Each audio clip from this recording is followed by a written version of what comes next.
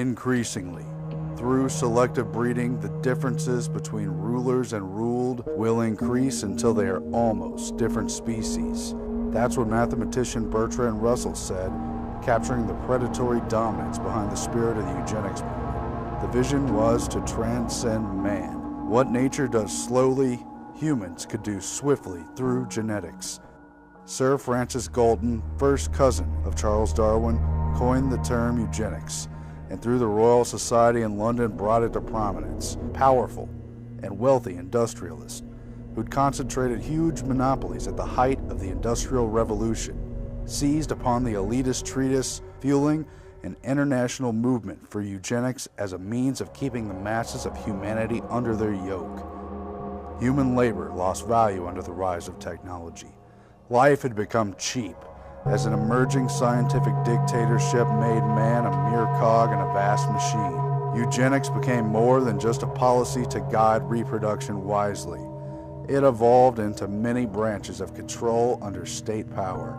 From eugenic sterilization laws in the United States and Britain, to the extermination policies of the Nazis and other dictators, to controls on the use of resources, carbon taxes, and the number of children families can have, the New World Order emerged from the shadows, and the state religion of population control became an all-out war against the individual and family. Good evening, I'm Aaron Dykes, and this is another InfoWars Special Report. Tonight we're going to go in depth and look into the eugenics movement and what it means for our modern society and how we came to be mere pets in this system which seeks total control under the New World Order. What is eugenics? It's an elitist philosophy for a transhuman man which leaves behind the husk of the underclass. It's a way to wipe out the regular man and devalue human labor. We've reduced ourselves to being nothing more than inventory in a complex system under this nation and under this global treaty. There really is population control in the literal sense going on this planet, and we're tagged, traced, and numbered. Everyone knows about the complications, the risks, and the horrifying nightmares produced by RFID, tracking technology. What will happen if we have a chip under us? Facial scans, iris scans, recognition. Where did that all come about? To find out, we have to go back to the roots of the modern eugenics system. Back in 1883, when Sir Francis Galton, cousin of Charles Darwin, coined eugenics and made it a movement that would transform our modern society, especially in the Western world. Francis Galton developed the first system of biometrics, including fingerprints for criminal identification. He also developed supposed theories for racial hygiene, for improvement, for supposed positive eugenics, where the elites could breed and expect to increase their fold. Instead, his family, the Huxleys and the others who bred with him, disintegrated into halfway intelligent and halfway just disturbed human beings with lots of problems. But the system he set up emerged not only in the UK, where he was part of the Royal Society of London, but also in the US at the Eugenics Record Office at Cold Springs Harbor Laboratory on the East Coast, where in the early 1900s, some of the most wealthy industrialists, including the Carnegie family, the Harrimans, and the Rockefellers, set up a centralized records office where they sent field workers out to talk to ordinary people to collect data, height, sex, history, number of people in the family, bloodlines, racial information, and centralize it all, hair samples, try to analyze it and try to figure out who was worth sterilizing and leaving behind in this world and who was worth breeding to increase the numbers of supposedly good humans. The use of IBM-developed Hollerith punch cards started being used in 1890 for the first U.S. census using modern scientific technology. This punch card allowed them to classify all these vital statistics and use the data to selectively analyze the population they were trying to control.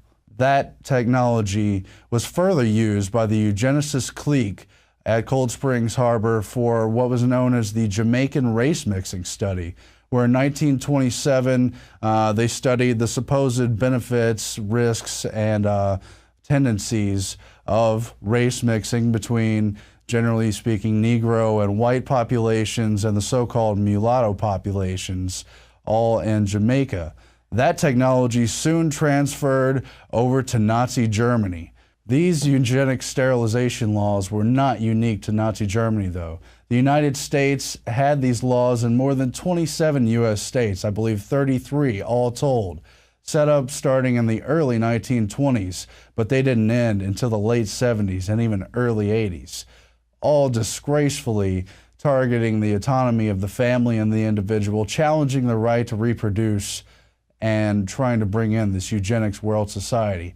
For a little more perspective on how bureaucracy became so tyrannical, let's look at the quote from Carroll Quigley, historian for the elite and author of Tragedy and Hope.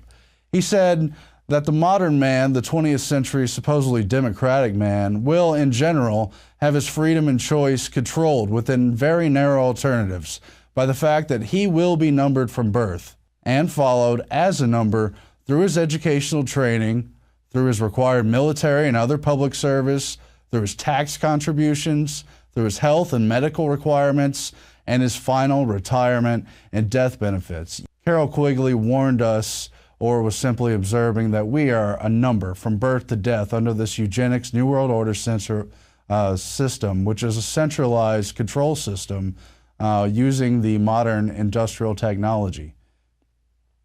How did this become so dangerous? Well, it was the elites, including those who were already dominant and those who became dominant at the height of the Industrial Revolution, who established these super monopolies, which we know the Rockefeller oil monopoly, the Carnegie steel monopoly, and the Harriman railroad monopoly, very emblematic of that. They paired up with the rising collectivist models, not only socialism and communism, but fascism, Nazism, which is National Socialism, and also the kind of New Deal set up under the FDR system and other similar systems. We continue in one version or another of that system today. We have our Social Security numbers and all the other things just mentioned by Carroll Quigley. So we have baby's blood and databases. We have the Human Genome Project, which tries to analyze our racial data and draw conclusions and supposedly provide a more promising future. But what else are they using that for? And why does this collective model become so psychopathic? Let's look at a naked statement from George Bernard Shaw, a leading Fabian socialist who led the promise of socialism, which may sound like a good idea, they're going to take care of you, but look at that logo behind him. That's a wolf in sheep's clothing. He wasn't talking about a friendly socialism. He was talking about how under socialism, you would not be allowed to be poor. You would be forcibly fed, clothed, lodged, taught, and employed whether you liked it or not. But if it were discovered that you had not the character and industry enough to be worth all this trouble, you might be possibly executed in a kindly manner. But whilst you were permitted to live, you would have to live well. But however you lived, you would be a cog of the state, servile to this centralized system. Now, today we have the post-World War II United Nations system, which itself has branches. UNESCO, the branch for education, science, and culture, headed by eugenicist Julian Huxley, who's from that original eugenics family, which included the Darwins, the Galtons, and T.H. Huxley, who was the elder grandfather of the author, Aldous Huxley, and Julian Huxley, the first head of UNESCO, also a transhumanist. You also have the United Nations Population Fund, which makes gross characterizations and recommendations, especially in developing and third world countries. You also have mechanisms like the World Bank and the IMF, now in the present day, using loan availability to supposedly improve and develop these countries as a condition to meet population reduction goals. Yes, there are population reduction goals, and the deep secret is that there's a global population database apparatus in use, not necessarily centralized in one location or another, but continued through the philosophy of these eugenicists and the collectivists, used today in our bureaucratic systems, but also used to analyze our supposed racial data